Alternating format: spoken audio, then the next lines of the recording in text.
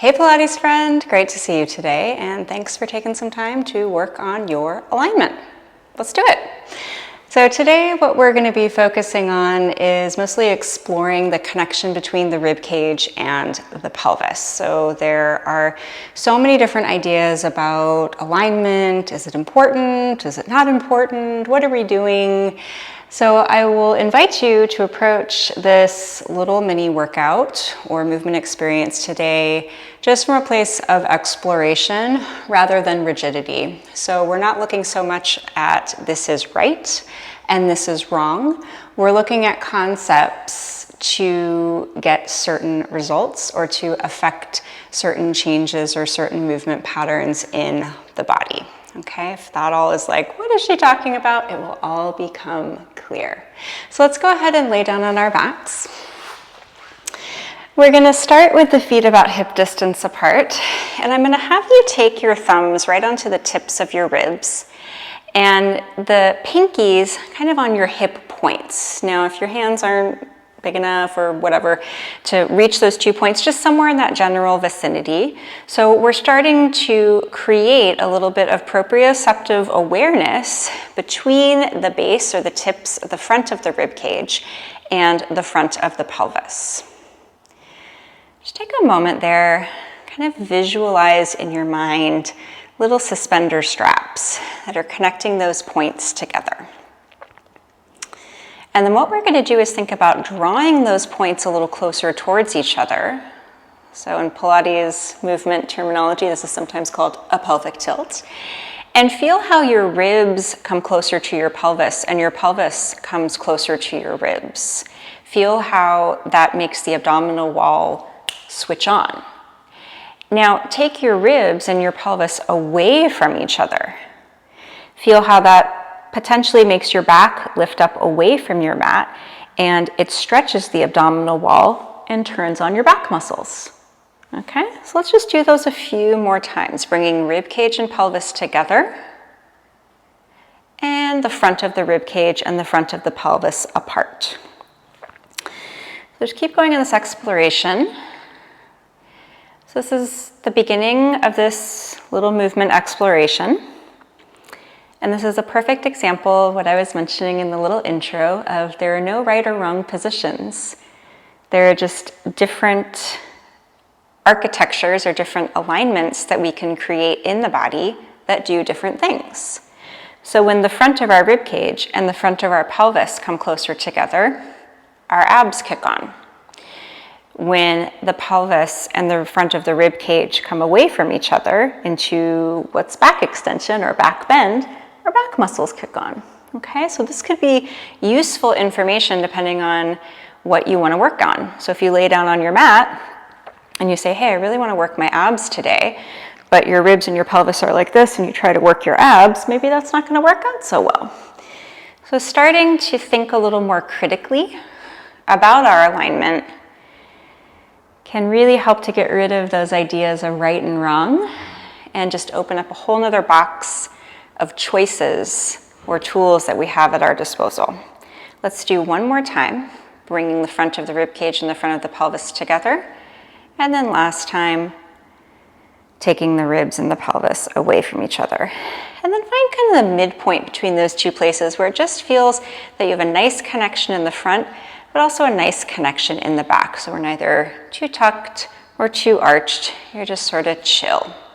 Let's take one arm straight up towards the ceiling and your opposite hand on the front of the opposite ribs. So I have my left hand on my right rib cage where it pokes up to the ceiling and my right arm up to the ceiling. I'm going to start to glide my right arm back alongside my ear, and I'm going to see if I can tell my right ribs to stay where they are and come back up. Now this might mean that your arm doesn't get to go as far back as maybe you would like it to. But we're just going to see if we can say, hey ribs, you get to stay still. The arm gets to have a little party right now. And one more. Let's try the other side. Take the right hand to the left ribs, left arm up towards the ceiling, and then you're going to see if you can keep your rib cage where it is as you send your arm back. And up.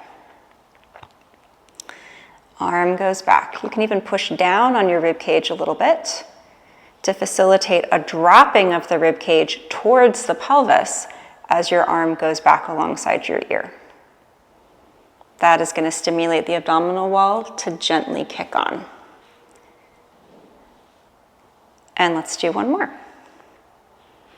Okay, let's challenge ourselves a little bit without that proprioceptive awareness of the hand being on the rib cage. Let's see how far back we can take both arms, keeping the ribs down, or you can think about pushing the back of your shirt into the mat. So that's about it for me. If I go further, then the back of my shirt starts to lift up off the mat, so that's where I'm going to stop. And coming back up. And back I go. And coming up. So we're focusing today on that alignment principle of having the rib cage, the front of the rib cage kind of connected to the front of the pelvis, and that's going to help our abdominals kick on. Just a little reminder. And coming back up. I'm going to take my hands again, thumbs right at the tips of the front of my ribs, and then pinkies kind of on my hip points or the front of the pelvis.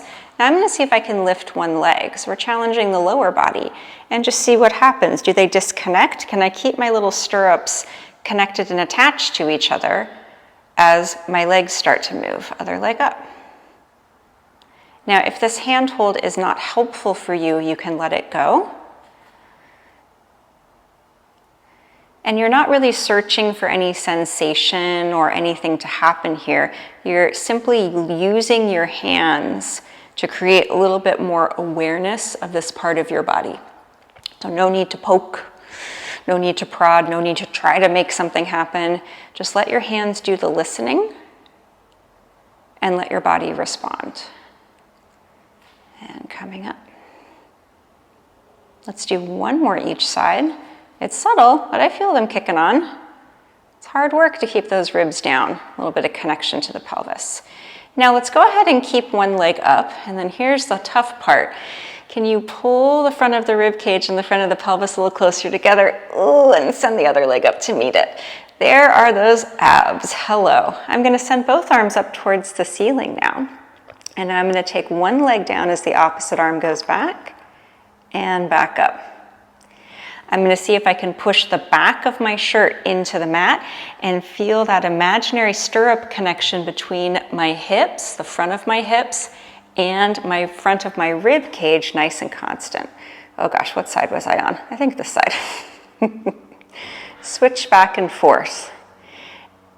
Now we may find that if we take the range too far, we lose that connection in the front, which again is not bad. It's just not the alignment that we're looking for this particular movement in this particular movement experience. So your limbs may need to reduce their range of motion in order to keep that connection, and that can change over time, and that can also change over the duration of a workout or movement practice. Reconnect those ribs, connecting down towards the front of the pelvis. Pull the front of the pelvis up towards the front of the rib cage. Woo, hello abdominal wall. Let's do two. And one. And then hug the knees into the chest. We're going to take this up a little bit, adding a little bit more load to this connection. I'm going to take the arms up, legs back up into tabletop. Today I'm going to flex my feet. It feels a little bit better. I'm going to stretch one leg forward as the opposite arm goes back and come back in. Again, zip it up. Tighten up those little suspenders. Tacking the ribs down towards the pelvis, pulling the pelvis up towards the front of the ribs. Let's do 2 more repetitions each side. 2. And again, adjusting your range of motion so you can keep the architecture that we're looking for in the body for this particular movement task. Good, and relax. Okay, let's open up through the front of the hips a little bit. I'm going to rock and roll up to a kneeling position. Now, if a kneeling position does not work for you for whatever reason, You can do this exploration standing. You're just going to omit the hip hinge and work your arms a little bit. You'll still get the same benefit, just a little less load onto the thighs. So we've added a layer of complexity here in this kneeling position, because sometimes there tends to be a little bit of tightness and restriction through the front of the hip. Okay, it's just we're humans, we sit, that's what happens. So what we're going to think about here is, again, how can the front of the pelvis and the front of the rib cage remain connected? I'm going to keep my little hand suspenders there, and then I'm going to start to lean back and up. So now we're challenging this connection with a little bit more length through the front of the body. So this is also called a thigh stretch, all right? Pilates mat work or Pilates reformer or Cadillac, whatever work. So this exercise is called thigh stretch. We're stretching the front of our thighs. But what we're looking for here is, does the body naturally want to disconnect the front there, okay? Now, if we're asking it to do that, if we're saying, I really want to go into a back bend, that might be appropriate. But again, thinking critically, today, we're saying, hey, I want to keep this connection, so I'm going to commit to a certain architecture in the body to keep that connection. Let's add the arms. Back. Lift the arms up. Take the arms forward. Up we go. So if you're doing this standing, you would just start to stand, you would stand up and see how it feels to lift your arms up overhead, keeping that connection. So I'll do this kneeling. So this would be your movement exploration in standing, how to keep this connected as the arms go up and down. Let's do 2 more of whatever movement you've chosen to do. And last one. Coming down onto all fours. Last movement of this exploration today. We're going to take an opposite arm and leg reach. So very similar to what we did on our back. Now we've just flipped the shape. I'm going to go ahead and send one leg back, opposite arm forward. And I'm going to notice, what has happened to that connection, that alignment that I'm searching for today? So the choice that I've made to work on front of rib cage connection to the front of the pelvis, that's just one choice. The main takeaway that I'll hope that you have from this movement experience is that it is all about choices. So maybe in a different workout, a different day, I want to really explore what it is to engage my back muscles and stretch my abs and bring my arm and leg way up to the ceiling. But today, I'm focusing on keeping this connection.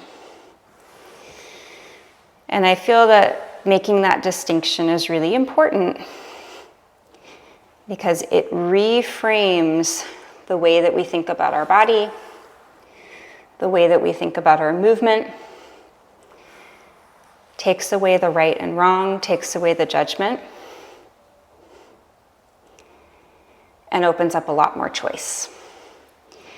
Let's do one more each side, seeing how much you can keep this connection through the front of the rib cage and the front of the pelvis, while still keeping length through the spine. So you can imagine that you're still laying flat on your back. I don't think you were like this, laying flat on your back. Maybe you were. So there's that imaginary floor behind you. And one more. Length, connection, ribs to pelvis, and down. And then just take a little child's pose, bringing the weight off of your hands.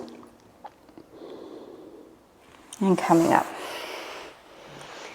I hope that was helpful exploration of the rib cage to the front of the pelvis. Maybe your abs feel a little bit awake. And I'll see you next time. Take good care. Bye.